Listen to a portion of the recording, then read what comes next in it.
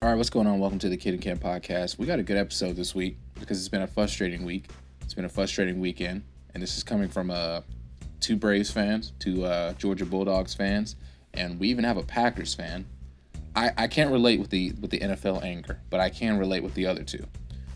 So we got a good episode here today. We're going to go over the MLB. We're going to talk about some NLCS recaps. We're going to talk about the Braves, and we're going to give a little outlook on the World Series. And then with the NCAA, we'll talk about Bama, UGA, our thoughts on how that went. North Carolina, Florida State with their first big win in a long time. And then we will go through the Big Ten outlook, which starts this weekend, and we'll give our upset and safe bets like always. We'll also do that for the NFL. But we'll also go through and talk about Le'Veon Bell's Chiefs signing, Packers talk with the Packers super fan over here, and then we'll talk about how serious are the Cardinals. But before we get to all that, I think we got to talk about the MLB. The MLB's had an exciting week. Would you agree? It had a sad week, but yeah, it was sad. But I mean, for other fans, it was pretty exciting, to watch everything. Dodgers fans. Breakdown. I know Dodgers fans Houston fans were happy. I've never seen Dodgers fans are happy now. I've never seen Dodgers fans change up as quick as they did with the Dodgers. I mean, when they were down 3-1, these fans were they just gave up on their team, and now that their team bounced back, they're back on it. And as a Braves fan, I was there to just kind of watch the trolling until it happened to us. The NLCS, Dodgers defeat the Braves in 7. Dodgers bats woke up. They were quiet for the first couple games, but they definitely woke up. Went to sleep. They went to sleep. I think I saw a stat that said the Braves scored around, I think it was 20-something runs in the first 4 games, and then the last 3, the Braves scored, I think it was 5 or something like that. And that's disappointing considering all the firepower the Braves had on that team. And it completely all went to waste. Yeah, and definitely if the Braves don't re-sign Ozuna, which obviously they should, I mean they're going to be losing a lot of key pieces to this run that we just had because it's like, for one, you're going to be missing most likely Ozuna if you don't re-sign him. Who knows if Freeman still produces like he just did this year as an MVP? Or we don't know yet, but yeah, most likely I think MVP. Yeah, and as a Braves fan, this reminds me kind of like that 27 Georgia team. I was like, look, if we're going to win a title, I think this is our best chance to do it. And you saw how that went. And I think I'm not going to say the Braves aren't going to get another shot at the title because I think they are. Actually, I think they will next season. I think the Braves will be in the World Series. I think they're bringing back Mike Soroka. I think they could go in the free agency, hopefully sign him a nice pitcher who can win games. And, Trevor Bauer's on the market, so I really hope they can bring him in, keep Ozuna. And I think this Braves team that'd be the most dangerous team in the MLB, in my opinion. Definitely a team that's going to win the division 4 years in a row. Yeah, I mean, I like what the future of the Braves holds, but as a Braves fan, I'm disappointed. But, at the same time, I'm looking to the future. I'm trying to find the positive. Season's over. You can't really sit here and moan. You just got to kind of look at the bright side and try to move on from it. Yeah, you did bring up something to me at one point, and you said you seen a tweet where it was like, we're just at the starting of this rebuild. And I mean, it's true towards the fact that Acuna's still young. We got Christian Pache, what's his name, Drew Waters. Drew we got hasn't been called up yet. I mean, he's a part of the future. Yeah. Ozzy Albies, Dansby Swanson. Dansby Swanson's finally playing how he should be playing. Not number 1 overall pick or nothing like that, but he's playing better than he usually does. Earlier in the season he was batting over like a 400. Like he came into this season just straight. He came into the season rolling. As the season progressed, he became more of a 280, 270, 260 guy. But this guy at the beginning of the season he was rolling, and if we can keep him with like that high contact type guy, that'd be a good guy to have. I mean, he hit a home run in Game 7. Braves led 2-0 in 2 straight games, and they lost both. Well, not 2 straight. They led 2-0 in Game, I think it was 5. They led 2-0 in Game 5. They led 2-0 in Game 7, and they lost both of those games. Didn't have much help. The bats just absolutely fell asleep. I mean, Ozuna, his bat was just straight rolling in Game 4, and then after that, his bat fell asleep. pretty disappointing. I mean, I think the Braves' main problem, coming from a Braves fan, at this point in the Braves, I guess, like, future, I guess you could say, like, at this point in what this team could do later on, when your best batter and the most crucial parts of the game, the most crucial parts of these series you've been a part is Dansby Swanson at this moment, there's obviously a problem. Am I wrong? I mean, I don't think you're wrong. I mean, you got Zuna playing like he's playing. You got Freeman playing like an MVP. You got freaking Acuna, who coming into this season was like a top 6 player. And you got Albies, who's been playing very decent. Austin Riley, who either strikes out or hits dingers. And your best batter is Dansby Swanson this series before the World Series. I think our best batter was Azunia, to be honest. I mean, obviously he got cold in Game 6 and 7, but I think Azunia in the playoffs definitely was our best batter. I think he really kept the team moving. I mean, there's a lot of games where he really kind of opened the game up for us, especially here in the playoffs. I just think ultimately the Braves. I think ultimately the Braves there's a lot of stuff they got to fix on. Usually in the playoffs you talk about the Braves getting cold in the playoffs. This year they didn't, but they did at the same time. I think this year we were just outplayed by a good Dodgers team. I mean, we're looking at probably the most stacked roster in the MLB since the Red Sox back when they won the championship with Mookie Betts, and I think this Dodgers team, I said from the beginning, I think this Dodgers team was the World Series favorite. I think they have to be able to do it this year. After years and years of choking, I said the Dodgers just had to be the Dodgers year.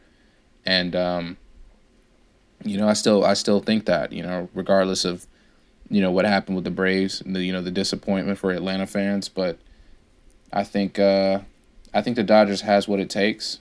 I mean, I think the Braves just ultimately were outplayed. Like I said, a positive thing to look back on is free agency. If we can bring Ozuna back, get us a pitcher who can win, and we just try again next year. We got 162 games next year. Probably won't be 60 again. So, just hopefully we. Yeah, a little bit of light for Braves fans that I've realized for myself is we played a stacked Dodgers team. This is one of the most stacked rosters since the Red Sox with Mookie Betts. And, they're coming into this postseason, you and I both said it, they're guaranteed in a World Series win. Guaranteed. And when the Braves, as young as they are, as undeveloped, I guess you could say for the young players as they are, took this Dodgers team to Game 7. Yeah. Whereas the pressure was on the Dodgers, whereas everybody was like, the Braves got to take this. I mean, they were up 3-1. I mean, if you're looking at that standpoint right there, I think this Braves team is future. It's more bright than we think it is, because you just took, with your players, as Acuna isn't playing like he did last year. You got Dansby Swanson playing better, Ozzie Albies playing better. Austin Riley, he still needs improvement on the bat, but he's playing better on the defensive side. You got Ian Anderson, who came up, and he's been very good for us, except for, in this little postseason. Max Fried, of course, he's playing really good in this postseason, except for his last game, where he allowed, there was like 3 runs in the first inning or something like that. 3 homers. And you got Mike Soroka, who unfortunately was injured. I feel like if we had Mike Soroka, we probably would be in the World Series right now. If you just look at that standpoint, and you just took a Dodgers team, you were up 3-1 on them, and they are the most stacked roster in the MLB, and you took them to Game 7, winner go home to the World Series. I feel like the future is brighter than. Yeah, and don't forget this team lost Duvall in Game 1. One of our good hitters. So, I mean, that's another thing to look at, man. And he's not a 1-year deal; he's a 3-year. So we still got him. Like I said, I think we need to bring back Ozuna. Mike Soroka's coming back. Get us one more pitcher. I think we'll have a deuce of 4. And we even still got Kyle Wright. And we also got Bryce Wilson. We don't know how good or well that's going to turn out, but. I think we the sky's the limit for this young Braves team. The sky's the limit, and we'll see where that leads. Hopefully it leads to positive. But like you said, some players just got to work on some stuff. Austin Riley, he's got to be able to hit breaking balls. Man can only hit fastballs. He's got to work on that because right now it's not really helping the team. So sky's the limit for this team. But let's talk about Astros Rays. Rays headed to the World Series after defeating the Astros in Game 7. Would you be if you're a Rays fan, would you be worried about the Rays heading against the Dodgers? I mean, like I said, Dodgers are one of the most stacked teams in the MLB right now. So I feel like if you're any team, you're worried about the Dodgers. But I mean, the Rays, they got some wonderful pitching. Wonderful. So I feel like if you go into that game as the Braves, how the Braves pitched against the Dodgers, you go into that game and you're looking at this Braves-Dodgers series as a Rays fan, and you're like, well, I mean, our pitchers are better than the Braves pitchers. I feel like we could do that times 3. I feel like if you're a Rays fan, you're kind of like, let's hope the bats don't heat up as much as they did in these last couple of games, and I feel the pitchers could probably stop them. I mean, it just comes as the Rays. It just, I feel like you just got to outscore them at that point. I feel like the Braves have the pitching to do what it takes. They just got to outscore them. And I mean, in Game 1, you got Tyler Glasnow versus Clayton Kershaw. And a lot of people were curious as to Clayton Kershaw's performance in the playoffs. So I mean, I think if the Rays get off hot, Rays take a 2-0 lead like they did like the Braves did against the Dodgers. I don't think the Dodgers are winning this, but hopefully the Dodgers make a way to push it out, or Tampa Bay brings their second trophy home this season in the midst of the pandemic. So I mean, it'd be interesting. Nonetheless, the Astros just almost pulled off an excellent comeback, fell just short. But if I'm a Rays fan, I'm excited for the World Series because you don't know what's going to happen. I mean, a lot of people thought the Dodgers was just going to be this team that just swept their way to the playoffs, but they just went to Game 7 with the young Braves. So now, if I'm a Rays fan, I'm not as nervous as I would normally be. You know what I mean? I feel like we have what it takes to beat this team. I mean, watching what the Braves were able to do to them. So, I mean, it's going to be an interesting series. I can't wait to see how that pans out. Poor Astros, man. I saw a tweet that said they were one thing away from being able to make it to the World Series. You know what that is? What's that? You told me earlier. What's that Packers? You told me earlier. What's that Packers theme song? Na, na, na, na. I wanna bang on the drums all day. Not the drums though, the trash cans. Come on, man. Oh my goodness. The NFL, where we've had kind of an interesting week. Le'Veon Bell signed with the Chiefs, and then we got Packers super fan in the building. Okay, I'm not a super fan, but I'm a big fan of the in Packers. The building, man. Nah, this man's a super fan. The floor in his bedroom was like, wasn't it green? It had a Packers logo on it. It was green and yellow, and it had a white strip down the middle, and it had a Green Bay logo on it. The Packers super fan is in the building. I'm not a super fan, Stop bro. capping, You're man. bugging. He said every I'm not a super fan. I only have an Aaron Rodgers jersey on that floor. That's all I have. The Packers win, he was going to send me their theme song, which was the bang on the drums. Since then, I've only been able to send it one time. Since we played two games. So, a blowout. You guys lose to Tampa Bay. A whole week you had your teammates. Yeah, not your teammates, but your players were talking a lot of trash, and then Tom Brady just absolutely dotted up that defense. I think our main problem. We had a few problems.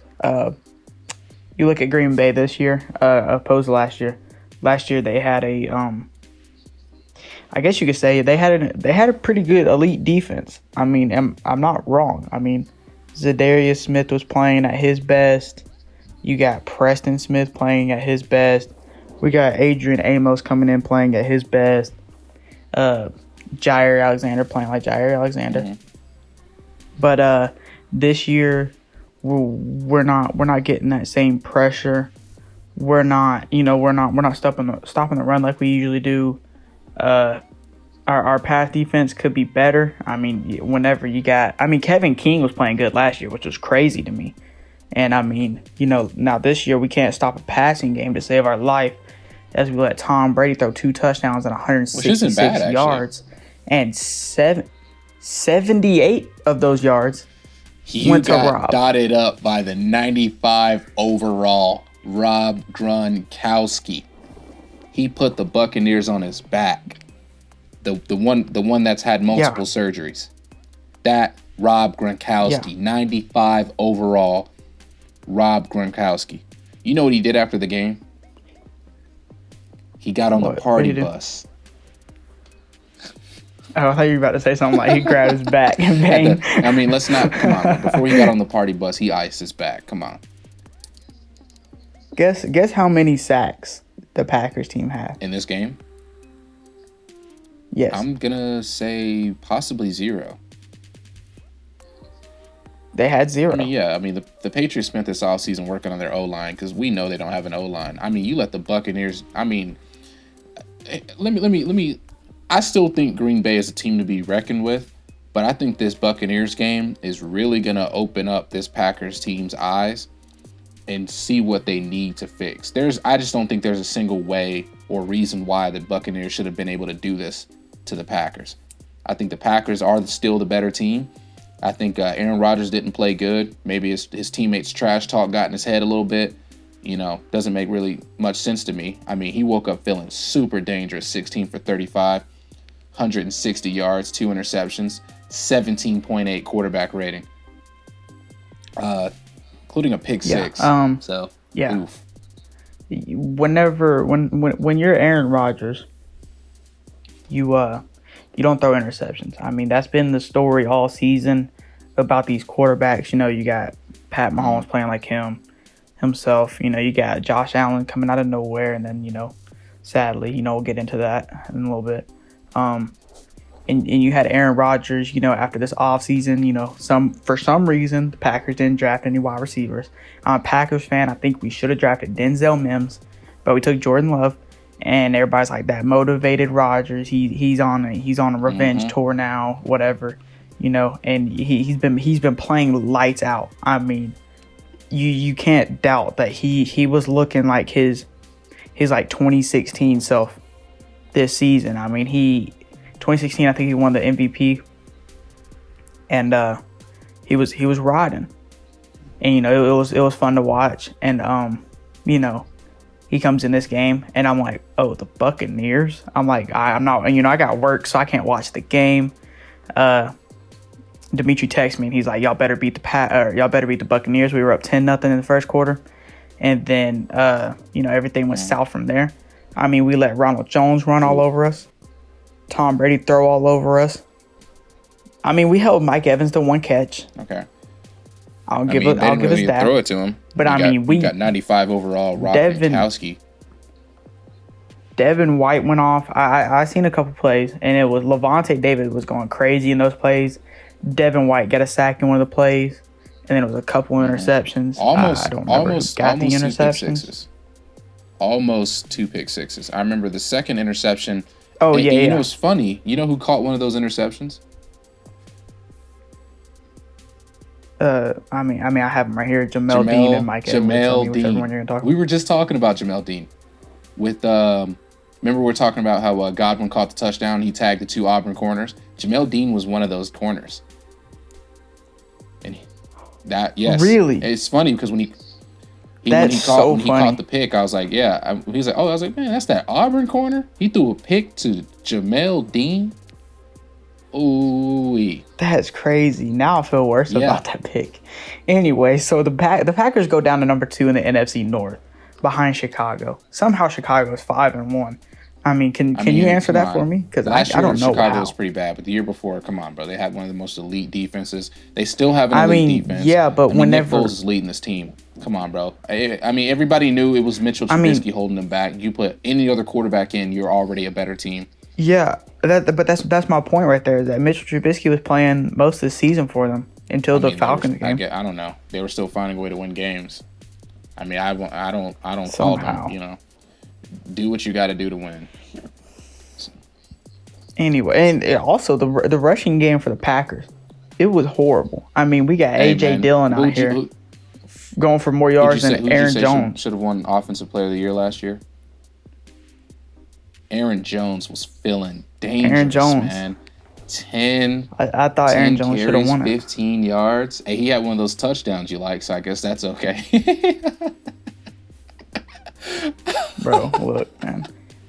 Shut up, bro. Shut up, man.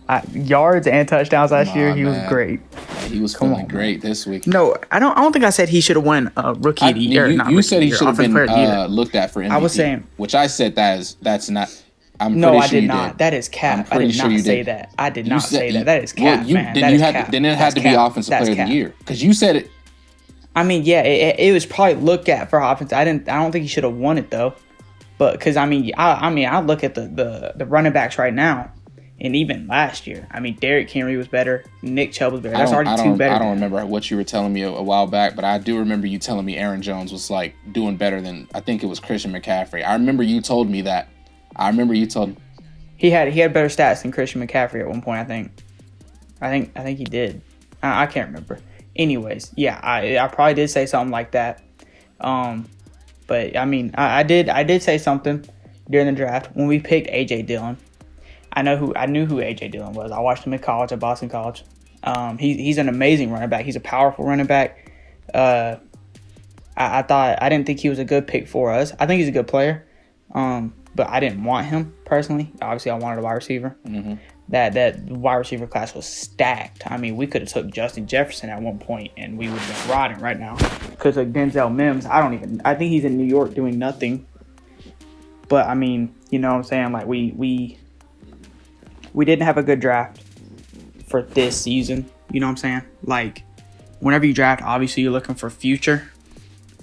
But I mean, I don't know with the Packers. I'm not looking for the future, especially when we just made the conference championship. Exactly, because I'm looking for players who can impact right now, and I would have been looking to get Aaron Rodgers some offensive weapons. Don't get me wrong. I look at these Packers wide receivers. We know Devontae Adams is a dog, but I just don't. I mean, maybe Valdez-Scantling, but after that, man, I'm just not looking at these other guys as somebody who can really help make a play in the playoffs. You know what I'm saying? Yeah, I mean, as a Packers fan, obviously I'm gonna be a little biased, but I think our receiving corps it's not the worst in the NFL, and I think everybody gives us a bad rep for being the worst in the NFL. You know what I'm saying? Like the way that people talk about our receivers as if we need a wide receiver right now, as in like because we have Devontae Adams, he's easily a top 5, top 7 wide receiver, arguably. And then after that, of course, you go below average receivers, like below the middle. But I mean, you still got wide receivers that they're below middle, but they're still, they're close to the middle. As in, I think Allen Lazard, I feel like he could play for a couple teams, and he's played good whenever he's on the field. Marquez Valdez-Scantling, he's very decent. I mean, of course, he's not above middle. We got Robert Tonyan. He's finally showing out as here of late. He's a tight end though. He's not a wide receiver. And then Equanimeous St. Brown. He's our worst receiver. I will take that and I will put that on paper and I will let everyone read it and hold me to it.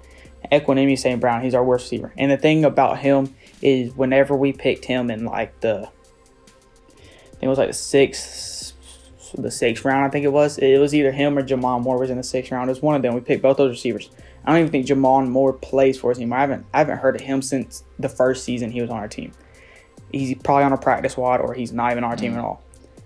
Equanimeous St. Brown, he's just terrible. I mean, coming out of college, I looked at him and I was like, he has the potential to be a good boxer. Like I looked at him as I looked at Rashad Bateman. As if whenever he was about to go into the NFL, I was like, y'all need to look at Rashad Bateman and Tylan Wallace, another one right there. They both didn't go to the NFL, but I'm like, those are late round picks that you can take, and you could let them sit there for like a year or two, and they will start bursting onto the scene, just like I felt about Hakeem Butler. But Hakeem Butler obviously isn't doing anything now. I think he got traded or something. But I mean, I think they got rid of him. Or no. I think that. I just he's know a tight end now. good. But I don't think he's on the Cardinals. Yeesh. I don't even think he's on the Cardinals, but I know I remember reading that he got switched to a tight end. I was like, dang, I expected this guy to be good. But Equinami St. Brown, I looked at him like that. So whenever we picked him, I'm like, this dude's going to develop. So far, he hasn't done nothing. So you look our receiving core. Obviously, it's bad. It's below middle. I would say it's in the 25 to 32 range, but it's not the worst in the NFL. Definitely needs some help.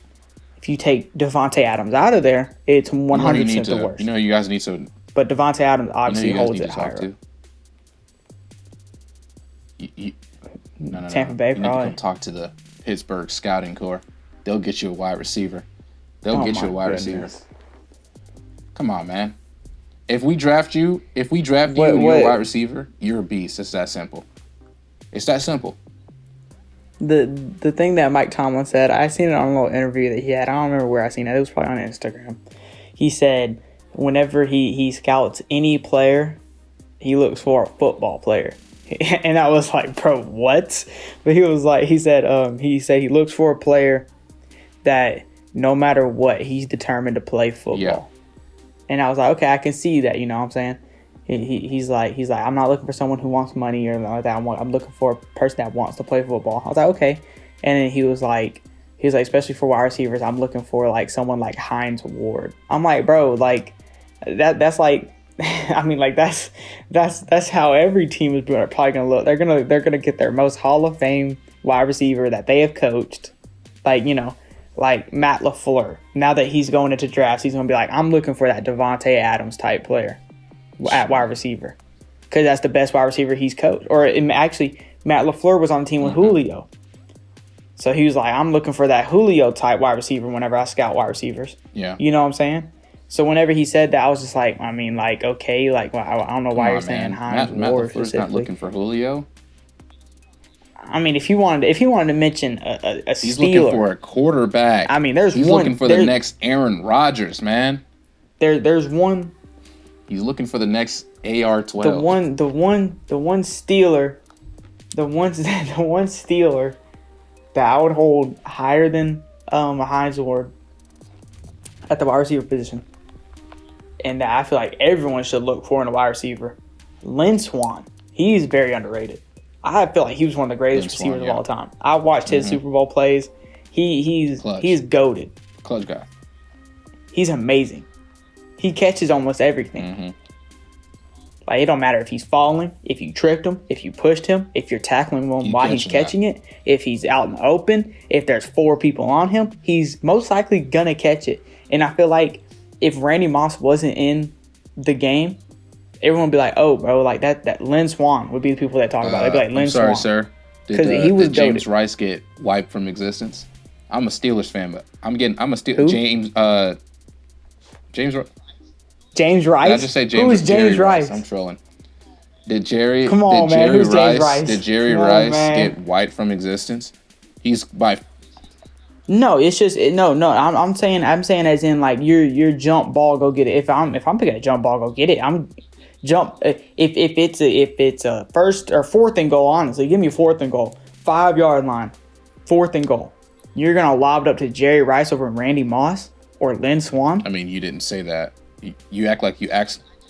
That was my point. I was trying to get to, and you said I would pick a Lynn Swann guy, and I said over Jerry Rice, and then you just said a jump ball. You pick this guy. Like, you never said you were building a guy. If you listen to me, why like that was just weird to me, because you never said I want to. I'm looking for a jump ball guy, because Devontae Adams isn't a jump ball guy. Randy Moss is a jump ball guy. That's why I said if Randy Moss wasn't in the game, you're talking about Lynn Swann instead of Randy Moss. That's why everybody says you got mossed, because Moss. Jerry Rice was a nasty route runner. Come on, man. You got to be smarter than that, bro. You really trying to Jerry put Rice my neck didn't for need that. jump balls because he was able to create separation. He was able to get open. Okay, yeah. I never said Jerry Rice was trash. I never said Randy Moss was better. I'm just saying Randy Moss was that jump ball guy. Okay. He's like a Megatron type dude, Megatron, Randy Moss, Lynn Swann. They're all in the same category in wide receivers. If Randy Moss wasn't the top of the guy, I feel like Lynn Swann could talk about more. That's what I'm saying. And you're over here saying that I'm saying Jerry Rice was ass. I never said that you said Jerry Rice was Come bad. on, man. What are you talking about? I never said Jerry Rice was bad. Bro, you said listen. You said that Matt LaFleur, you said I feel like Lynn Swann could be the best wide receiver of all time. I said, "Dang, bro, I did not say that. I did not say that. You just said if Randy Moss wasn't in the picture, you felt like Lynn Swann could have been the best wide receiver of all time. You did not say that. I didn't say that. I did not say that. I did not say that. You can listen to record that. You can listen to the recording. I said if Randy Moss was not in the picture, Lynn Swann would get talked about more. You can go back and listen to the tape, man. Okay. I said if Randy Moss was not here, does Jerry Rice not exist? Because you were saying if Randy Moss didn't exist. Okay, even if you said that, you said if Randy Moss didn't exist, he'd get talked about way more. And I said, well, does Jerry Rice? I said James Rice, but then Jerry Rice not exist? And you said if I'm talking about it, and then out of nowhere you just start mentioning jump ball guys. Bro, obviously, whenever you talk about greatest wide receiver of all time, Jerry Rice is the number one person talked about. It's obvious. Everybody knows who Jerry Rice is. You just didn't mention it. But if I'm talking jump ball, if I'm talking you can just throw it up to this person, no matter how many people he has on him, he's going to catch it. Randy Moss is the top guy everybody talks about. I'm just telling you right now, you never mentioned jump ball until randomly, and then you just like, you were like, I didn't mention jump ball, but I was mentioning a Randy Moss type player. You just randomly, you just randomly came at me. I was like, bro, I never said. Because you came at me. I'm talking if Randy Moss, everybody knows how Randy Moss plays. He runs a streak, and if he's covered, he's catching it. If he's open, he's catching it. I feel like Lynn Swann could have been that type of player, and people would talk about him more if Randy Moss wasn't in the picture. That's what I said. And you saying, I'm saying Lynn Swann's the greatest receiver of all time. Well, obviously, I did say he was goated. Lynn Swann played back in the day. So what's a wide receiver right now that reminds you of Lynn Swann? Who's that playing plays right in now today's NFL? Right now. As a jump, I could lob it up to that guy and he'd catch it. Let me think of the wide receivers. I already have one in my head, but I'm trying to give everyone a fair shot. I'm trying to think of everyone. Okay, no. Definitely not Michael Thomas. That dude's trash. I'm just kidding, but he's not trash. I'd say, gotta be Julio. Julio. And that was the guy I had in my head. I just want to give everybody a fair chance. I want to think about all the receivers. Julio. He's that jump ball. You can, back shoulder fade. You're throwing it to him. But at the same time, I think you could go out and find players better than Lynn Swann or right now. I'm gonna tell you right 100%. Now because think now players are getting more athletic. Like you got 6'5" guys running the main threes. Guys who can jump ball. The main reason I said that, the main reason I said Lynn Swann, I was just saying Mike Tomlin. If he wants to bring up a great wide receiver from the Steelers that I think is better than Heisman Ward, he should bring up Lynn Swann. Either him or Antonio Brown. Come on, man. We know how Antonio. I don't care. No, I don't care. I don't care about player-wise. I don't care about what Antonio Brown. But personality, I don't care about what Antonio Brown did off the field. I'm talking about finding a player that can produce like Antonio Brown did. I don't care about what this guy. Obviously, every player you're going to draft is not going to be a diva. You know what I'm saying? Unless your name's Odell Beckham, possibly. Did you hear about Odell Beckham during the Steelers-Browns game? With 8 minutes left in the game, they were already getting their cheeks clapped. But this man was on the sideline with his shoes off. Listen. Huh? This man was on the sideline with 8 minutes left in the game. He was on the sideline with his shoes off, talking trash to Steelers fans. Who was winning? The Steelers, right? Yeah, they were probably blowing winning. them out. But that's just funny to me, It's funny to me because why when it was 17-0, the network pointed to Odell trying to get the team in it. You know what I'm saying? He was like, "Come on, guys, it's not over. Let's focus." And then 8 minutes left in the game, this man's sitting on the sidelines. Case Keenum in at quarterback. This man's got his shoes off, talking trash to fans. Case Keenum plays for the Browns? He came in. Dude, what? That is weird to me. And didn't do really anything. But a lot of Browns fans are happy. Okay. Speaking of Le'Veon to the Chiefs. Le'Veon Bell to the Chiefs. Le'Veon to the Chiefs. I'm gonna be real with you right now. I don't think this was needed. I think it's a pointless signing. If I'm the Chiefs, honestly, why? Why? Look at Clyde Elaire, 160 rushing yards. The guy's been a dog. And I'm not gonna lie. I was kind of curious as to why they drafted Clyde. I guess they saw something I didn't, because I thought DeAndre Swift was the best running back in this class. But like not being Georgia biased. DeAndre Swift he looked like the best running back in the class. Skill set wise, biased. I mean the way DeAndre Swift runs, I would take that over Clyde. He can run better than Clyde. He can catch almost just as good. He dropped that touchdown pass, sadly. Yeah, exactly. But like last week, he looked really good. I think he had 100 rushing yards on like 16 carries. So yeah, DeAndre. I think he had like a 54-yard run, something like that. Yeah, but I mean, my viewpoint on the Chiefs signing this guy, as you were saying, Clyde Edwards-Helaire, playing really good. I mean, Le'Veon, I feel like that those years off that the year, or I mean, he took a year off, right? Just one. Yeah, that year off really hurt him, man. He spent it in Miami riding jet skis for what? And then let's be real here, like. Le'Veon Bell signed with the Chiefs, like Friday, Saturday? Clyde has a career day. 26 carries, 161 yards. The Chiefs won this game because of Clyde. Clyde put the team on his back. It wasn't Patrick Mahomes this week. It was Clyde. There's 26 carries, 161 yards with a long of 31. Do you think them signing Le'Veon Bell had an impact on that? Because I think it did. Come on. I think, let's see. I mean, if I'm Clyde, I mean, you could say it's just like the Aaron Rodgers situation. If you're bringing someone into, I wouldn't even say replace me. I would say obviously you bring someone in at the same position because you feel like that player can perform just as good or better. Let's be honest here. I'm not signing someone. I'm like, why would I sign this person if he's worse than my player that I already have? You know what I'm saying? So, obviously, the Chiefs signed Le'Veon. They're like, this dude is either just as good as Clyde or better. So, now Clyde goes out on the field and saying, I'm a rookie, and you think Le'Veon Bell's better than me or just as good as me? So, then, he goes out, has a career day. Was it motivation? Possibly. Was it game plan? Possibly. I mean... That's the thing with game things. If he does it again next week, you could really lean towards the motivation part. I mean, Lev will be there next week. If he goes out next week and I don't think he'll have 26 carries. But I think if he starts producing early, then I mean, if he goes out there, if he starts like he should be, goes out there, runs, let's say he runs 4 times, has 26 yards. You're obviously going to keep running him.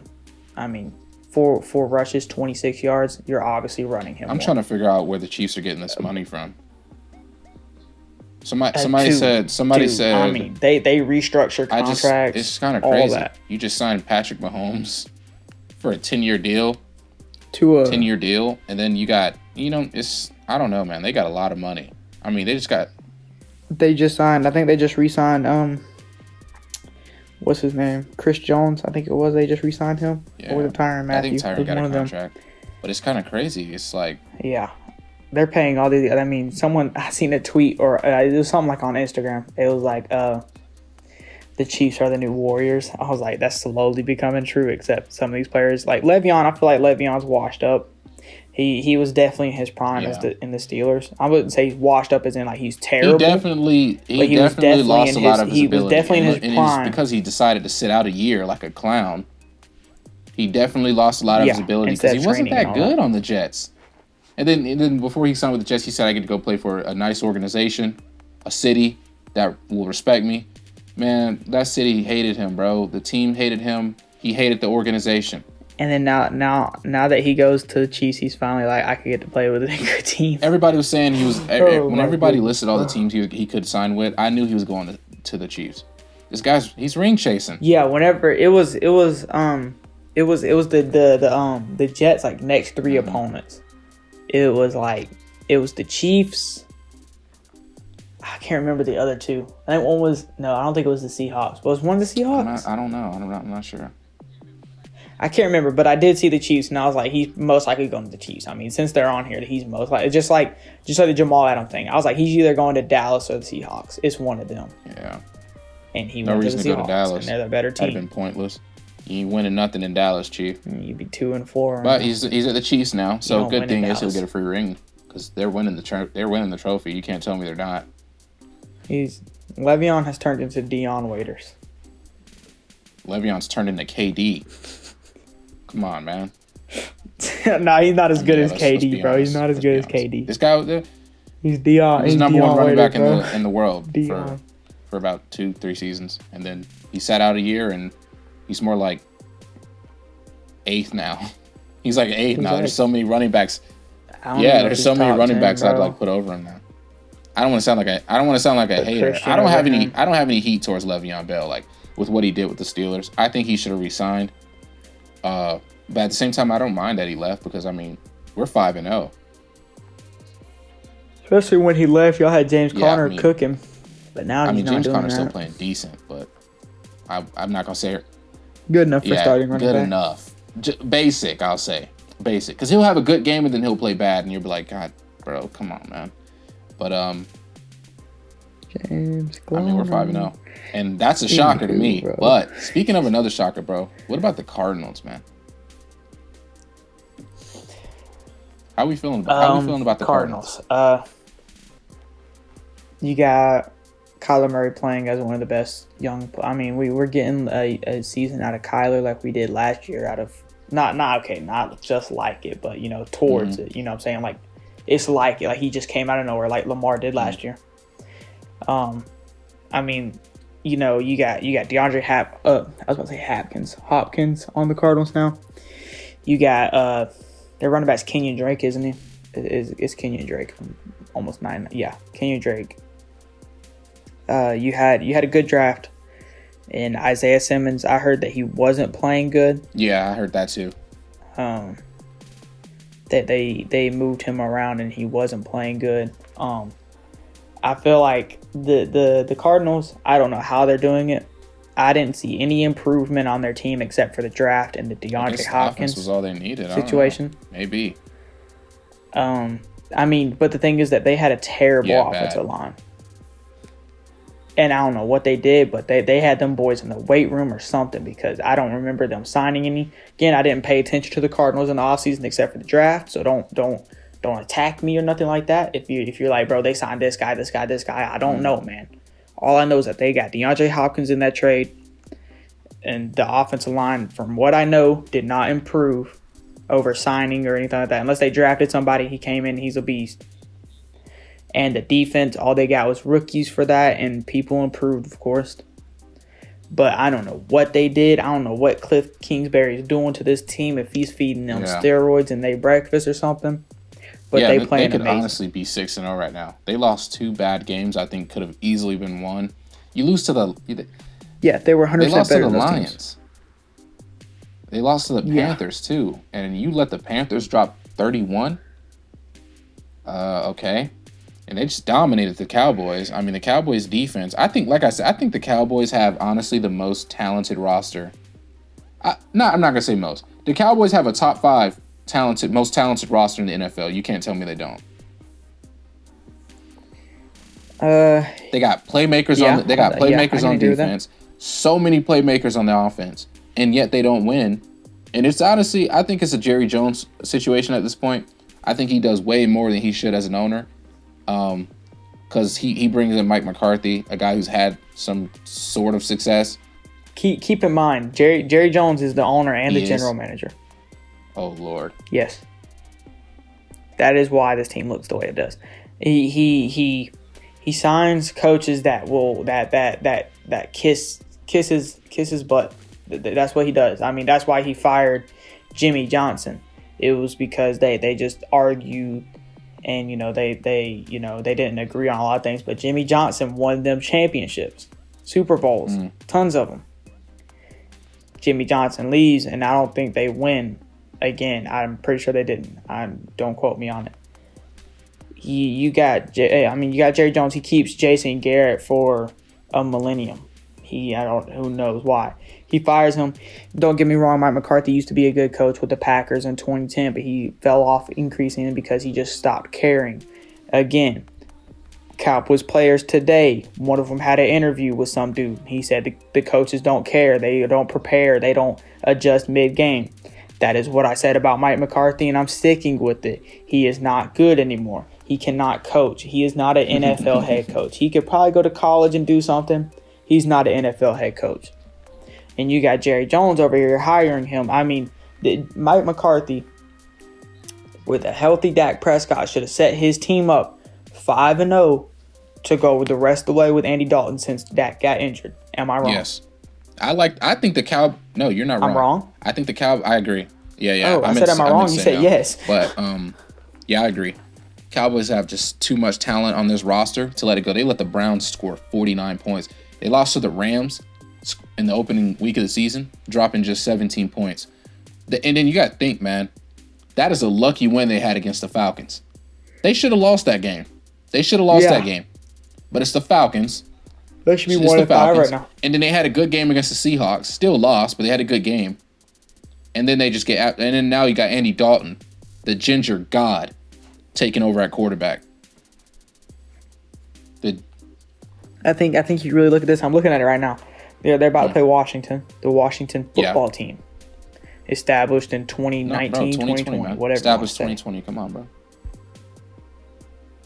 You're coming in this game. You, like you said, you have a top 5 most talented team in the world, in the NFL, whatever you want to say.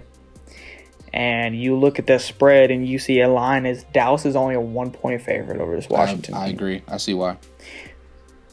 That is your problem right there. The fact that you are only favored 1 point over a team that is playing with Dwayne Haskins, who throws interceptions his name is. He's their best. He's the players to watch on it. Dwayne Haskins, who's a turnover machine. He's like Spencer Rattler at this point. You got a quarterback out there who hasn't played a game in a year because his leg snapped in half. And I don't even know who your other quarterback is.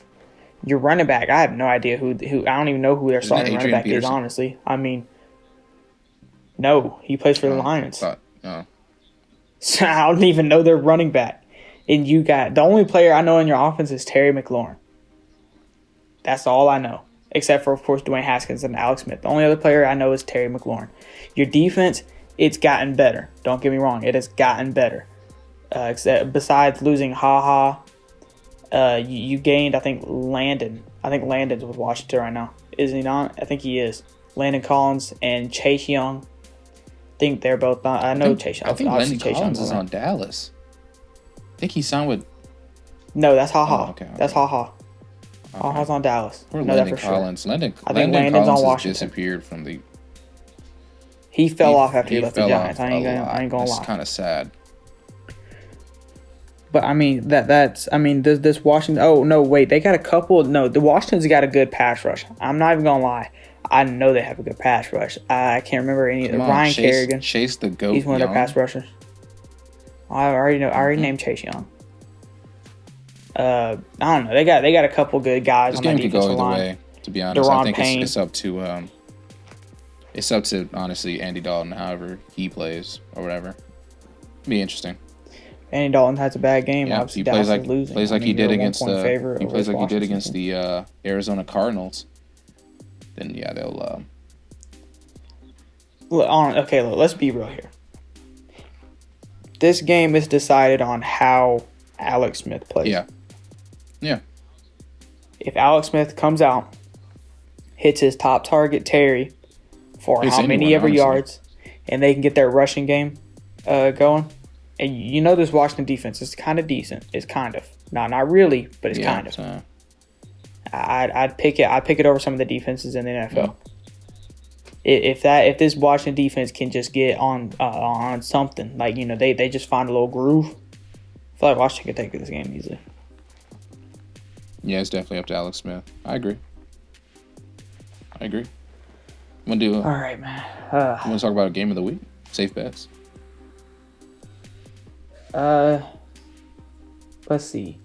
We can do game of the week first. Let's do game of the week first. Steelers Titans. You said it should have been the Cardinals Seahawks, which we just kind of yeah, I feel like we just kind of went over. Yeah, I feel like. I mean, I was gonna pick who I thought, but what were you gonna say? I feel like the Seahawks Cardinals. I feel like that'd be a more interesting game to watch. Over Steelers, two undefeated teams. There's only 3 undefeated teams left in the league, bro. I mean, bro. 2 of them are playing this week. I know that. So man. why would that not? How would that not? All three of them are playing this week. That should be the most interesting game. The Titans are a good team. The Steelers are a good team. I don't understand why that wouldn't be your. Cardinals are a good team. Seahawks are a great team. Well, we don't know if the Cardinals are a good team. Let's be honest. This is gonna decide that this week. We'll see if they're a good team this week. Go ahead and pick your team. Who you think's gonna win on Steelers and Titans? Pick I feel Seahawks like one and obvious Cardinals. answer. Pick Seahawks and Cardinals. Yeah, just we're picking both. Just pick Seahawks or Cardinals. Give me a score prediction. Seahawks. Too. So Seahawks. Yeah. I'm going Seahawks. Seahawks are scoring.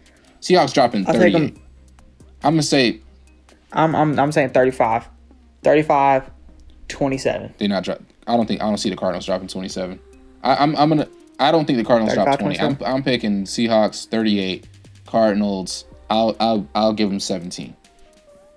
38-17 Seahawks. Okay. 35-27. Okay. I think. And then Steelers Titans. All right. I don't want to say. I know I'm gonna sound biased here, because I'm a Steelers. I'm a Steelers guy. I'll pick first, so you don't sound as biased. I'm taking Steelers. You can't doubt their defense. I feel like the steel curtain's coming back. Yeah. With this defense. It's not going to be as good, but it's definitely coming back. You got Big Ben. He's played decent. I mean, he's playing like Stetson Bennett sometimes, overthrowing people. You got Juju, Chase Claypool, Deontay Johnson. They're all playing good. Chase Claypool, I think you told me something about Mike Tomlin, about his coaching style, where Chase Claypool caught a touchdown or 2 or something like that. And then, 4 touchdowns in the game. And then he was like, and Mike Tomlin said it was the play call, not the player. So you got all 3 of those receivers playing good. The next week. You got James Conner. If he can play good, I feel like it'll be a landslide for the Steelers. But if he doesn't play good, I feel like the Steelers. James Conner honestly has yet to decide a game. I think obviously it's up to Ben. It'll always be up to Ben as long as he's in the Steelers uniform. But I think it's really going to come down to the Steelers' pass defense. Last week looked great. Titans don't really they're not a threat. Passing-wise, they're not a threat. Now, I will say Ryan Tannehill was a threat last week because he had to throw the ball to beat Houston. I mean, he looked built different. 30 for 41, 360 yards. I think he's the key to winning this game. And obviously, oh my God, Derrick Henry, 200 rushing yards. Jesus. This is the best running back in the league now. I hope you agree. By far. Yeah. I mean, you can't tackle this man. I don't even see why people still try. He had a 94-yard touchdown. I think the Steelers also, fun fact, have the best rush defense in the league. This is a Steelers defense that held, I think, Saquon Barkley to 15 carries for 6 yards. But like I said, I don't want to sound biased. We're not going to stop Derrick Henry. That's not going to happen. I feel like I was just about to say, it's Steelers defense. We have Derrick to when the Titans decide to throw the ball, we have to make them regret it. Because obviously they're going to throw the ball. I mean, if you look at some games where they probably kind of like dominated, I'll say, just look at how many times Tannehill threw the ball. You know what I mean? When they dominated the Bills, Tannehill threw the ball 28 times, 195 yards. So he likes to throw these short passes. And I mean, the Bills kind of contained Derrick Henry, 19 carries, 57 yards. They did. He still had 2 touchdowns. Yeah, I was about to say that's kind of containing him. I ain't gonna count. I think the Steelers will watch film on that. Look, listen to me. Mike Tomlin plays his worst football against bad teams. He plays his best football against good teams. As a Steelers fan, I've seen that. I've seen it firsthand.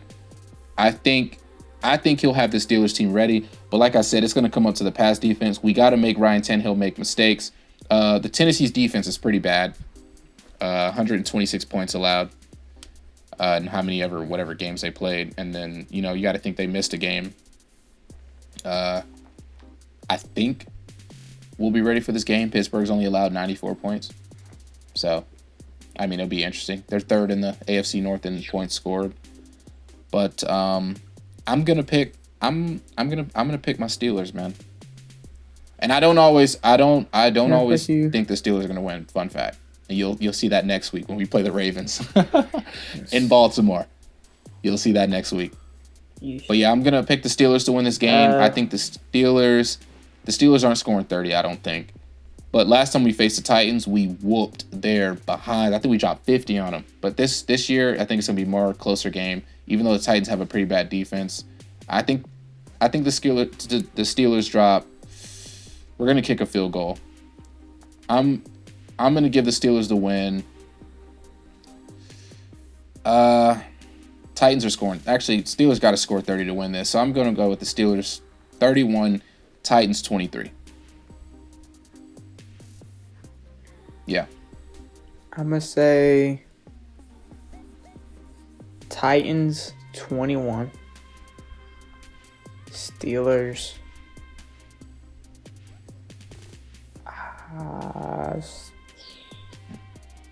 Titans 21, Steelers 24. Ooh. Okay. Typically, when the Steelers win a game, though, it's never that close. Like, we win a game, it's gonna be like 10 points. We don't usually win games that close. I don't know. Tomlin's like, I don't know, man. Tomlin's a great coach.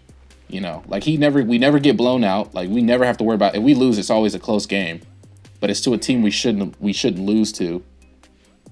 I don't know. We'll see. It's gonna be interesting though. If we win, it'll be by at least 10, I think. Even though I said 31-23. I don't know, because I know we're gonna kick at least one field goal. So that'd be interesting. So we both got the Steelers. What's your safe bet? My safe bet. Let me pull it up real quick. Pull it up. My safe bet. Oh my goodness, I forgot it. No, I didn't. Packers. It's the Packers. I sound pretty biased there, but I feel like the Packers offense can score more than 3.5 points and win over this 1-5 Houston Texans team. You gotta think they just let Ryan Tannehill throw 195 yards. You know what I'm saying? So I feel like if you put Aaron Rodgers in that mix, we do got Devontae Adams fully healthy. Hopefully Aaron Jones can get his run game going. Maybe not. Who knows? If we can get, I don't know what injury Allen Lazard has. Again, I'm not a super fan. But I mean, if we can get, let me go check real quick, because if we can get Allen Lazard back, I feel like it's 100% a safe bet. Let's see. I think he'll be back. Yeah, I think Allen Lazard will be back. So yeah, I'm saying this is an easy one. I feel like David Bakhtiari is questionable. I mean, it's a chest injury. So you got the Titans covering. Yeah, I meant the Packers covering over the Texans in Houston. Houston with a new coach. Okay. Yeah, I wouldn't even say new coach. It was just a promotion. Yeah, I mean, it's just an interim head coach, and he's 1-0, so he's built different. How do you feel about the Falcons' new coach? Yeah, he kind of went in Minnesota and did his thing. Minnesota probably has the worst defense in the league. But I mean, he's a defensive head coach. Which is weird because, I mean, the Falcons were tackling. They don't tackle. And against Minnesota, they were tackling. So that's interesting. He's a defensive. This is the thing. He's a defensive coach. But Dan Quinn was also a defensive coach. Yeah, I guess Dan Quinn didn't tell them boys how to tackle. Dan Quinn must have thrown all of his defensive coordinator job skills, anything like that, out the window whenever he became a head coach or something. Which is weird, especially what he did with the Seahawks. I think the thing is that I think this the interim head coach for Atlanta, I think he sat down with their offense coordinator. He's like, look, bro, like we're treating this like as in every Sunday. I'm coaching defense, you got offense. I feel like they rode with it. I mean, I doubt he called plays for the offense. I think Dan Quinn took over some of the play calling. I doubt he called plays for the offense. Yeah, the defense coordinator, the interim head coach. The interim head coach. So, yeah. Oh yeah, I know. That's why I'm saying that, because Dan Quinn, I think he took over play calls sometimes. And Falcons got a talented roster, man. They're going 11-5. They're not losing again.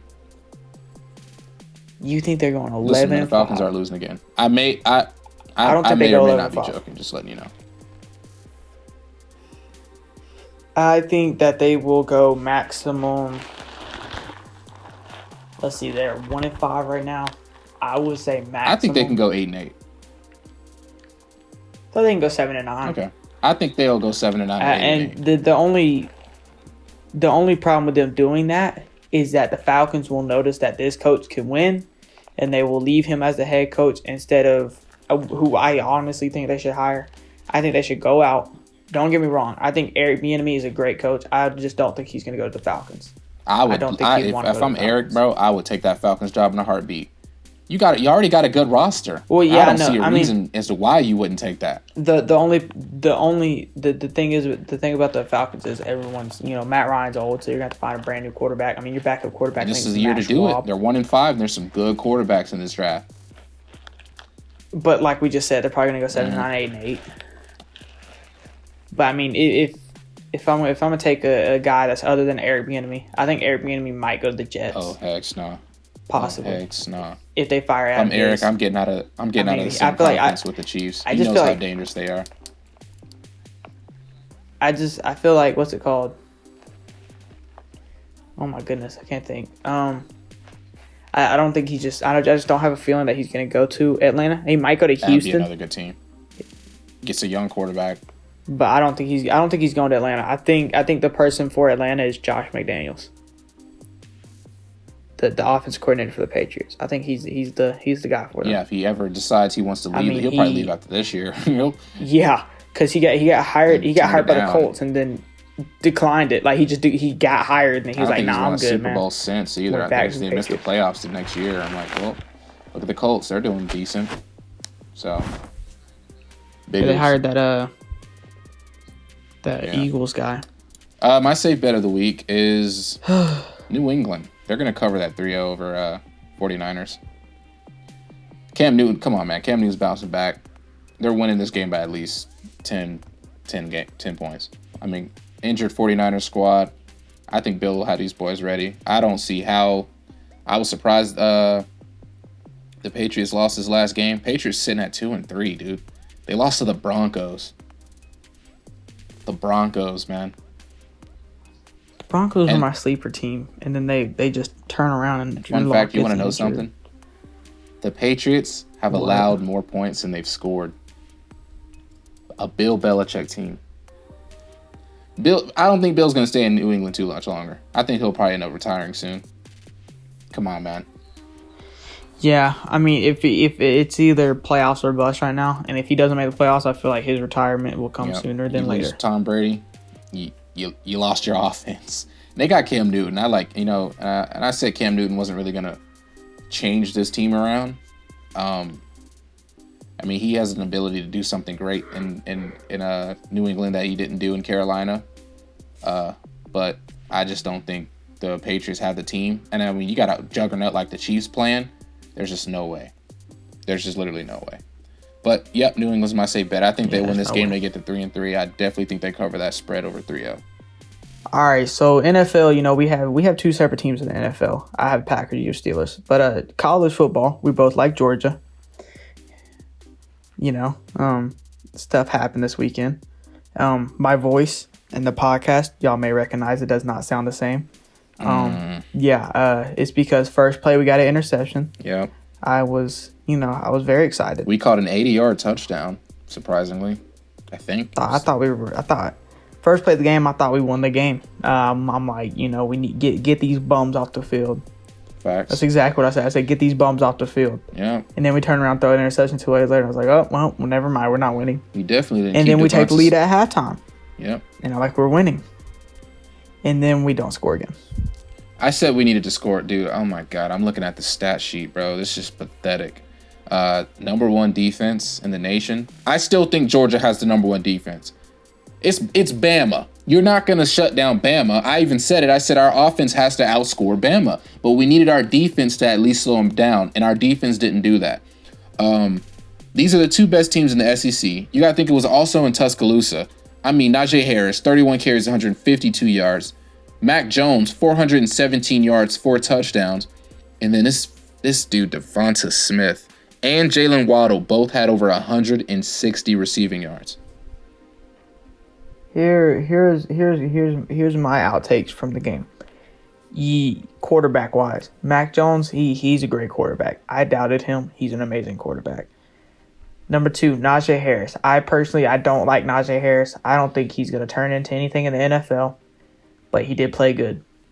Wide receiver, Devonta Smith and Jalen Waddle. They are great. They're fantastic. Alabama's defense, I didn't really pay attention to that other than their defensive line. They knew what their job was. It was to get their hands up and deflect the passes. Georgia, quarterback play. I think we needed to scramble outside the pocket and throw the ball more. I feel like our struggle was sitting inside the pocket and throwing it. Obviously, it got batted down a lot, tipped, and then intercepted. Running back, Zeus played a great game. He played an amazing game. James Cook played better than he usually does. Kendall Milton played great. Yep. We just weren't handing it off to him enough. No. Wide receivers, George Pickens. I didn't. Someone said something to me, or not to me, but I think it was Aaron Murray. He said, George Pickens is a great receiver, but I don't think he's the best receiver in the SEC because he never makes those big plays anymore. And I was like, you can probably agree on that. Kyrus Jackson, I don't think he did really anything in that game except for return kicks wearing number 30. Jermaine Burton, I think he turned into Nelson Aguilar last year in this game because he dropped legit everything. I think that's really all for the wide receivers. Offensive line, Matt Luke, I don't know what you're doing. You were a head coach of Ole Miss because you were an offensive line coach. You were an offensive line coach, got promoted to head coach. You were winning a little bit, and then you started losing with Ole Miss, and you got fired. So then we took you in under our wing, and you were doing great with recruiting. You did good in the bowl game with our offensive line. But I don't know what it is, losing three offensive linemen to the draft and one transfer to Tennessee. We left with Trey Hill and Ben Cleveland. You did not do good with our offensive line. You have not been doing good all year with our offensive line. I don't know what your problem is. Our offensive line has been we have good bad. recruits for the offensive line. I don't know what happened to you being a head coach and now you're an offensive line coach back to your roots and you just don't remember how to coach it. I don't know what your problem is, but you are terrible, my guy. It's disappointing. Please find your skill set and reuse it because whatever you're doing right now is terrible. Defensive side of the ball, we didn't get enough pressures. We needed to. I expected Adam Anderson to do a lot more than he did. Jermaine Johnson played a little better than, how I expected him to, coming back from wherever I think he was injured. Monty Rice played good whenever he did play. Corners, you need to play better. You need to get up on the receiver. You were getting beat by comeback routes by Jalen Waddle every single play. Devontae Smith was running simple routes and you were getting beat. Safeties, Richard LeCount, you played good but not good enough. That's all. Kicker, you missed the little chip shot at the end of the game I don't even know if it was towards the end of the game. I think it was. I think it was towards the end of the game. You missed a little easy field goal. How, man? I understand that it wouldn't have done anything for us, but how do you miss that? You can't miss that anymore. You cannot miss that. I don't care who you are. I don't care if you are the kicker for freaking UMass. You can't miss that kick. That's all. We usually. Me and you talked about this before the game. We always outcoach Nick Saban. Always. Yep. But this time we did not, and it showed. We didn't at all. It showed heavily. Like I said we had to stop. Listen, Alabama was driving pretty much every drive. I don't think we had a single 3-and-out besides the interception. But we forced them to punt the ball a couple times. And I was like, if that's what we have to do, it will work. If we would have capitalized on those we had to stop. Drives. We had to stop those electric plays. James Waddle electric play, Devonta Smith electrical play, John Mechie the third an electrical 40-yard touchdown. And I said it. I said, look, in the second half, Bama's gonna have one of those electrical plays, one of those long touchdowns. I knew they were. Jalen Waddle, 90-yard touchdown off of a clear push-off that wasn't called. But it happened. There was no penalties, and Alabama took the lead, and they never faltered again. Stetson Bennett had one of the worst second halves I've ever seen from a Georgia quarterback. Just pure disappointing, man. I told you I'm not calling that man the mailman again until he earns that shit. He earns it back. Till he earns it back. Look. When he threw that pick last year, I was like, man, there's no way I'm calling this man the mailman. Because he's not, come on, bro. He's not good. Then this year, he surprised me a bit with the Arkansas. I was like, you know what? I'm going to call this man the mailman. And after this Bama game, man, he's lost that respect for me again. Absolutely pathetic play, man. He made so many bad throws, it's not even funny. Not to mention, he can't see over the freaking offensive line. You got a quarterback that's 5'11", and you got an offensive line with heights of 6'5", 6'6", 6'7", and this man can't even see over the line.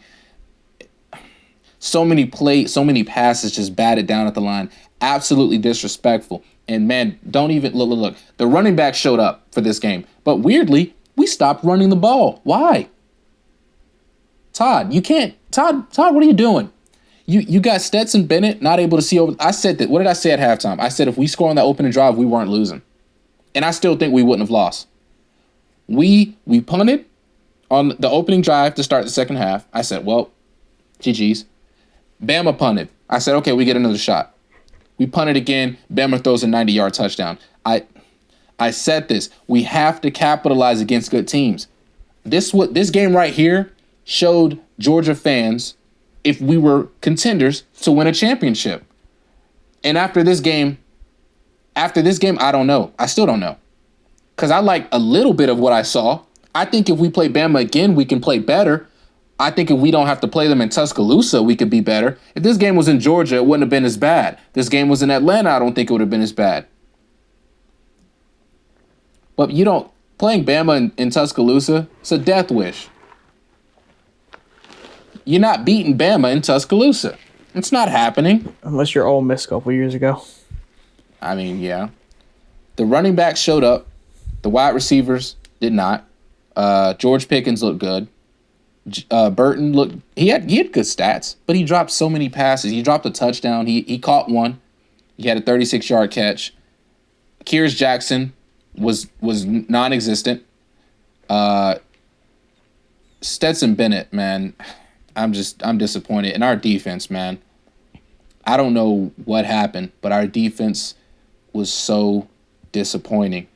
It was so disappointing that we weren't getting more pressure on Mac Jones. We were blitzing almost every play, which was just leaving their wide receivers just wide open.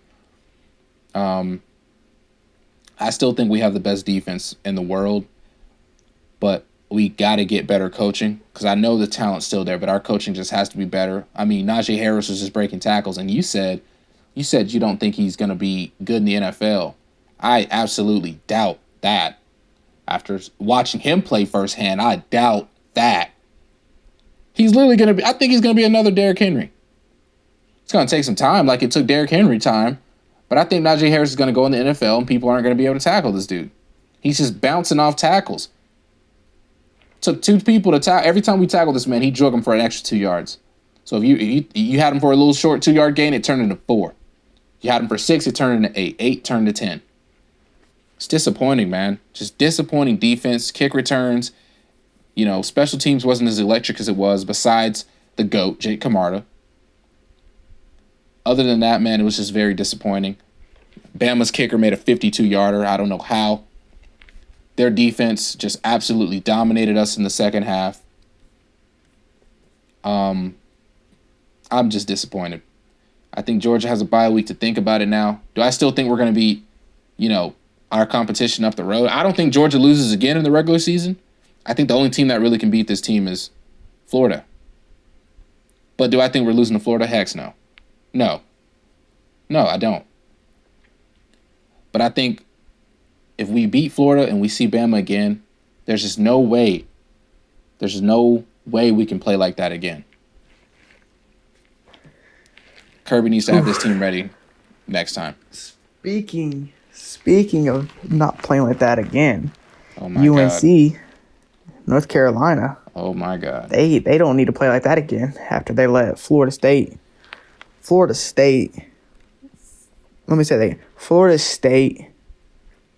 Seminole stuck the arrow in them. 31-28. They stuck. It doesn't seem like they dominated them. Spear in them.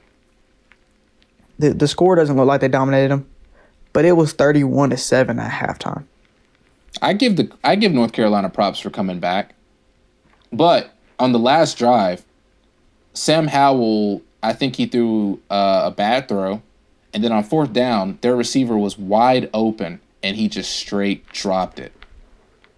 Also, let's be real here. This was if I remember correctly, this was Jordan Travis's first game starting, like actually starting for Florida State. Yeah. And they pull off a top 5 win. So what do you if you're a Florida State fan now, how are you viewing the coaches? How do you look at the coach? I mean, well, I don't know I don't really pay attention to Florida State. So I don't know if Mike Norvell's on the sidelines or not. I don't think he is. I think he has. I'm sure he's back by now. That was a long time ago, but I'm pretty sure he's good now. You think he's back by now? He has to be. Okay. Well, speaking if he's back, I think you look at Mike Norvell and you say, obviously, I've always thought he was a good coach. I think he was an obvious hire. I've told you this before that if I had to fire someone and hire like a non-Power 5 school team head coach, I'd hire Memphis as head coach. Didn't know his name at the time, but I knew he was a good coach. Mike Norvell obviously was the coach. He comes to Florida State. I'm like, oh, he's the answer. Obviously, he's 2-3 right now. It's not great, but I mean, it's good for Florida State at this point. Yep. Top 5 win. I think you look at the coaches and you say, well, I mean, you say Mike Norvell. He came in to Florida State. He's like, okay, well, looking based off my roster, James Blackman started last year. We're going to practice. We're going to see you practice as well. They seen James Blackman practice well, so they're like, okay, well, he's going to stay the starter. He lost them games. Jordan Travis came in one of those games. I can't remember which game it was. I don't know if they played Miami, because if it was Miami, they played Miami, it was probably Miami. They played Miami. Can't remember, though. They lost 52 they did play to 10. Miami? Yes, they lost 52-10. I think he came in against Miami, and he was playing pretty good. This week he gets to start. He threw one completion in that game. I mean, but he looked decent on the drive. He also threw a pick. Still. Anywho, looked better than James Blackman. Anywho, he comes in this next week and he plays amazing. I mean, the highlights that they did show while we were watching the Georgia game, they did show a lot of scrambles from him. I'm about to pull up the rushes. Yeah, 16 rushes, 107 yards from Jordan Travis. And the running back had 12 rushes, 109 yards. So, I mean, I told you this with the, which game was it? It was North Carolina and Virginia Tech. I told you. I said I'm picking Georgia Tech because of North Carolina's rush defense. Obviously, they showed up against Virginia Tech. They did not show up against Florida State. It's very clear that they didn't. The pass defense obviously didn't, because 191 yards on 8 completions. I mean, you just, I don't know. I mean, I think this Florida State team, if they can continue to play like this, they will probably obviously finish like 9-3. But if they don't continue to play like this, I think you'll see another mediocre season from them. Yeah, Jordan Travis could be the answer. Like what I've seen from him so I think far. he is. Good little win. He didn't really do that good though, so you got to think, was it the defense or what? Like what happened with Florida State? It was obviously the rush game. They had over 200 yards rushing. Yeah, had to be the rush game. Anywho, Big Ten. It starts this weekend. College game day is going up to Minnesota and Michigan. And my preseason champion pick is playing this weekend. Ohio State is winning that. This is Ohio State's year. They're going to be back on top. But after seeing what I've seen from Bama, I think Bama's a threat, but Clemson's also a threat. There's 3 teams right now I think in any other year could be a favorite. If any of these teams were playing in another year, they could be championships. But this year we have 3 teams that I feel like it just ultimately comes down to when they play each other. I think it ultimately comes down to when we see these guys play each other. You got Clemson, who always has, out of their 22 players, they always got about 15 of those boys who are just NFL-ready players. Bama, you got an offense out of 11 that you got about 8 of them who are NFL-ready. Defense, we're not gonna talk about their defense. And then Ohio State, you just got playmakers all over the field. I think this is gonna be interesting. I think Ohio State wins the Big Ten, no problem. I think Penn State's their biggest threat. But then at the same point, you gotta think like, okay. can they really do it? Hear me out. Big Ten, obviously, Ohio State's on the East Division, with Penn State. All them teams on the East. Mm-hmm. Big Ten has a championship game. Who do you have playing them in that game? I think Ohio State will finish ranked 3. And I say that because I don't think Bama's losing. I also don't think Clemson will budge. I think Ohio State will finish at 3. I don't know who's going to be at 4, whether it's Georgia. If Georgia loses to Bama again, Georgia won't make it. I don't know who will be at 4, but I think Ohio State will face Bama. And do I think Ohio State's going to beat Bama? No, yes. I'm not talking about playoffs, man. I'm talking Big Ten championship game. Oh, Big Ten championship? I mean, yes. I don't know, to be honest. You got Wisconsin. Wisconsin doesn't have a star running back. It's out of Wisconsin, Minnesota, Iowa.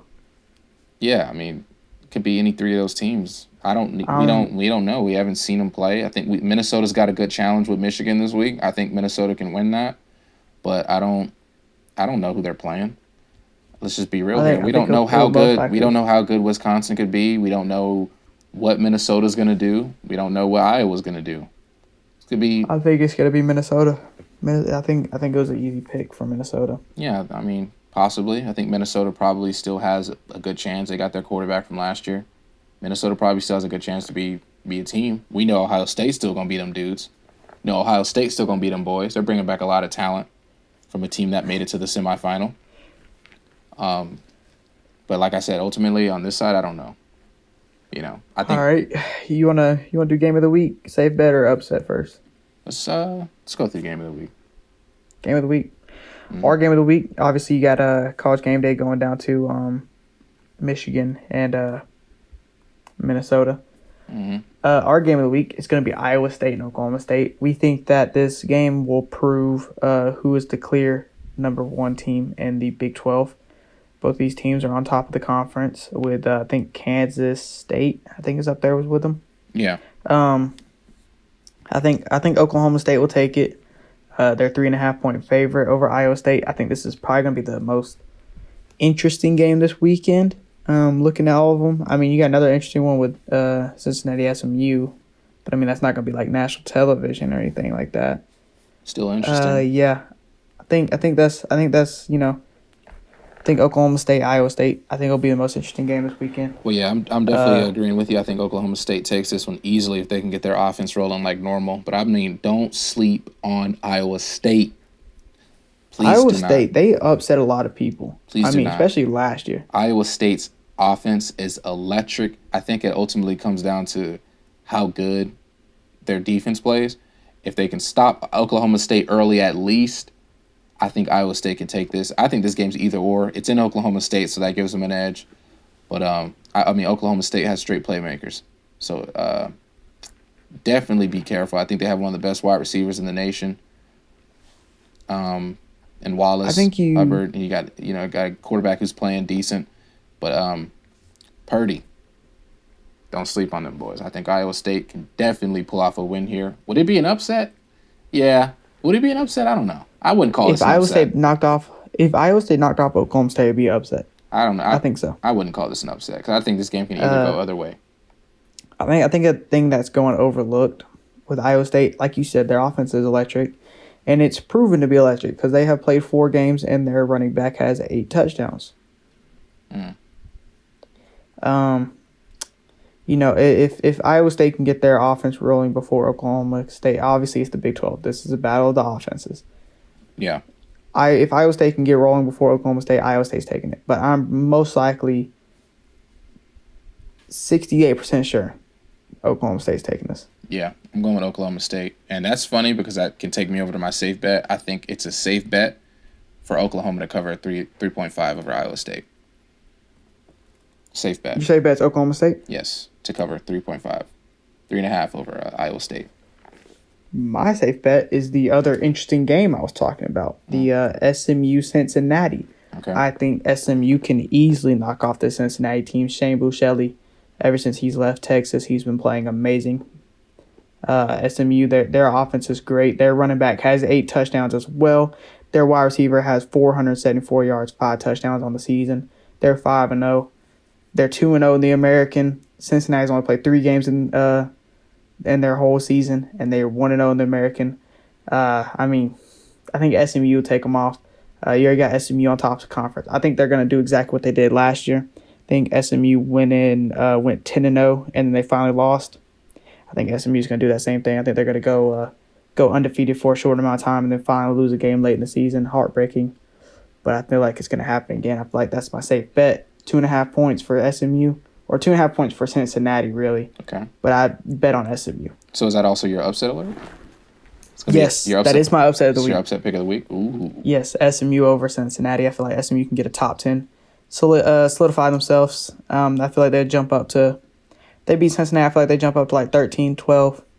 They'll really... I feel like this team could possibly go to a BCS bowl. Or I said a BCS bowl. A New Year's bowl. That's funny. Ultimately, my upset is Minnesota over Michigan. I don't think it's really an upset. I mean, one team's ranked 21, the other 18. I don't think it's really that big of an upset. But, a lot of people are thinking Michigan's going to win this, but I think Minnesota might shock the Big Ten this year. Like you said, who is Ohio State going to be playing? Possibly Minnesota. Maybe, that's who I'll go with. I think that's who Ohio State's going to be playing. I think Minnesota's got still almost the same team. I don't think they lost too much. They got Bateman still, right? Yeah, I'm definitely. Yeah, he opted. I think he opted back in. Yeah, I'm definitely picking this Minnesota team to be kind of dangerous. I think they start this season with a win over the most commonly overrated team in college football, Michigan Wolverines. Okay. Safe bet Oklahoma State, upset Minnesota over Michigan. Boom. Safe bet SMU over Cincinnati, upset SMU over Cincinnati. See if he'll finally get a W this week.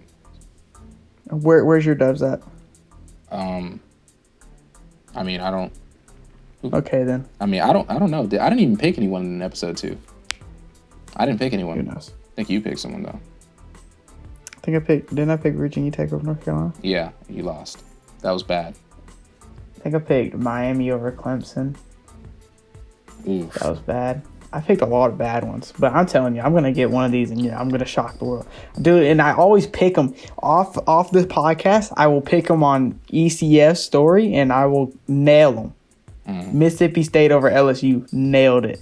Kentucky over Tennessee, nailed it. FSU over North Carolina, nailed it. I had and then Kentucky I go on the too. podcast. And then I go on this podcast and I freaking say something like SMU over Cincinnati. It's not a huge upset, but it's an upset. And technically it's not an upset since SMU's favorited, but ranking-wise, it's an upset. That's how we go by the rankings. So it's an upset. Okay.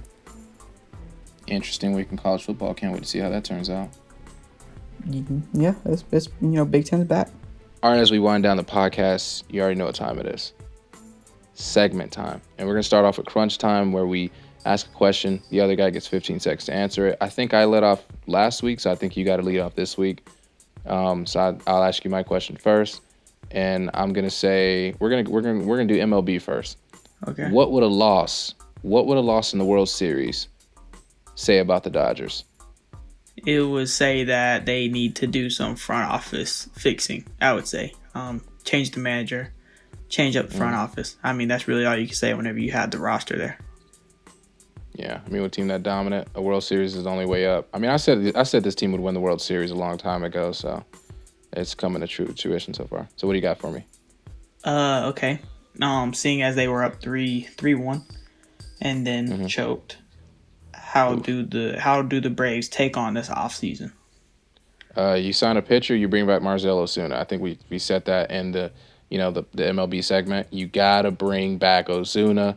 You gotta bring in a pitcher, and I'm looking at Trevor Bauer. And I think this is our guy. Okay. Easy question. Which one next? NCAA or NFL? For you, I'm gonna go to the NCAA. Okay.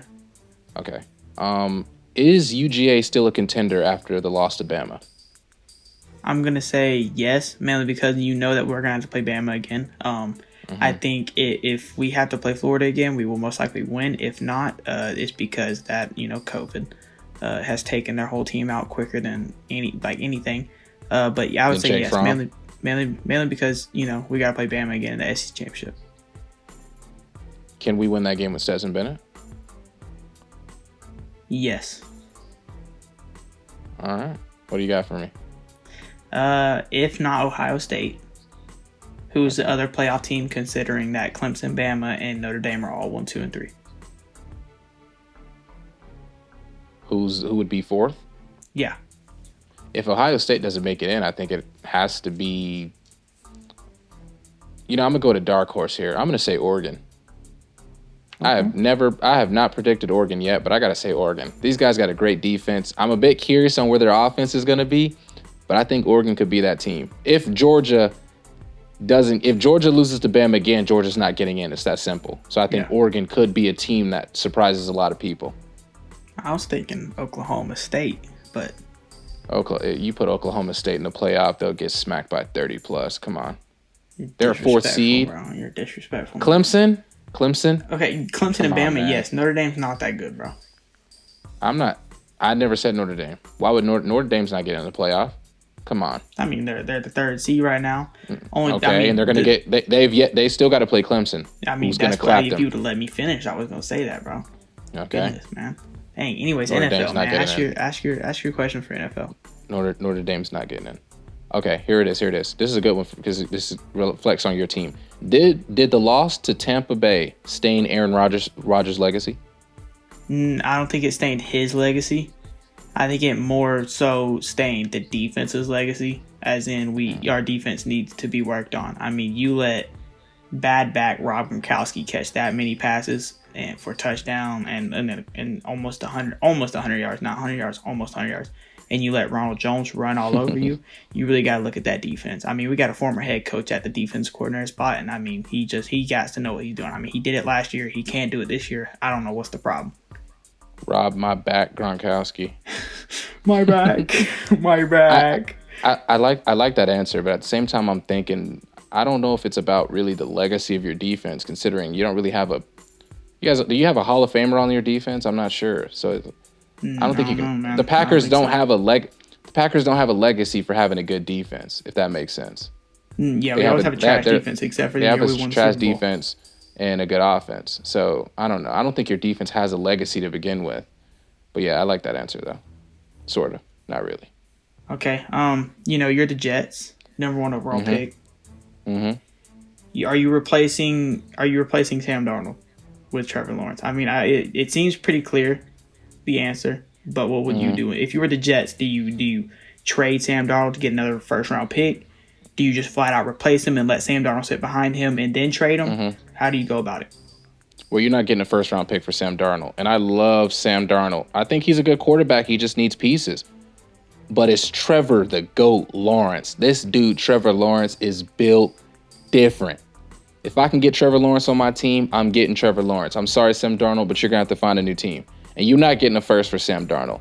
Second, third, yes. But you're not getting a first for him. He hasn't shown he's first round pick worthy. No one's going to give up a first round pick for him. Glimpses.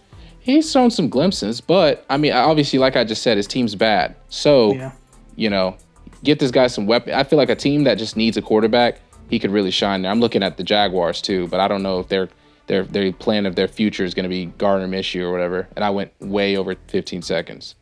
And Washington. Yeah, Washington as well. That he could ride in Washington. To be honest. Okay, well, I mean, I can agree with that. So now over to the player of the week.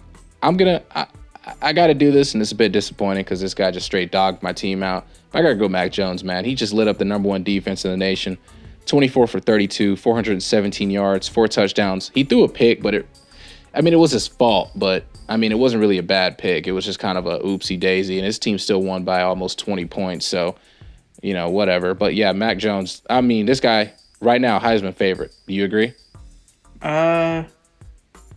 Considering Justin Fields hasn't played, yeah. Yeah, I think Mac Jones right now just has to be the Heisman favorite. A lot of people are obviously saying Trevor Lawrence, but yeah, I don't know. I think Yeah, I don't know. I mean, Trevor Lawrence is doing what he always does, though, so I don't understand why we should look at that. I feel like if you're going to win Heisman, it's got to be somebody who's doing something they don't normally do. And Mac Jones, obviously, his first-year starter, he's carrying this Alabama team. Alabama has quarterbacks on. They've never fallen off a year because they didn't have a quarterback. Yeah, like that's crazy to say. Like they just have Blake these Sims quarterbacks. They had Blake Sims. Blake Sims led them boys. Blake Sims. That's so funny. Anyways, that's crazy, on the topic of Bama and players of the week, you went Mac Jones. Yep. Obviously, I'm going to give it to one of his receivers. They dominated. Best play from receiver that all year. I mean, Devontae Smith, who would have thought? 11 catches, 167 yards, 2 touchdowns. I mean, watching the Georgia game, he just always found a way to get open. If it was a comeback route, if it was an out route, if it was a slant, anything, he was getting open. It didn't matter who you put it. You could have put Eric Stokes on him, Tyson Campbell, Richard LeCount, Tyree Stevenson, David Webb. I mean, he's trash, but you could have put him on him. He's still getting open. Well, you said who would have thought. You said who would have thought. Sadly, we didn't.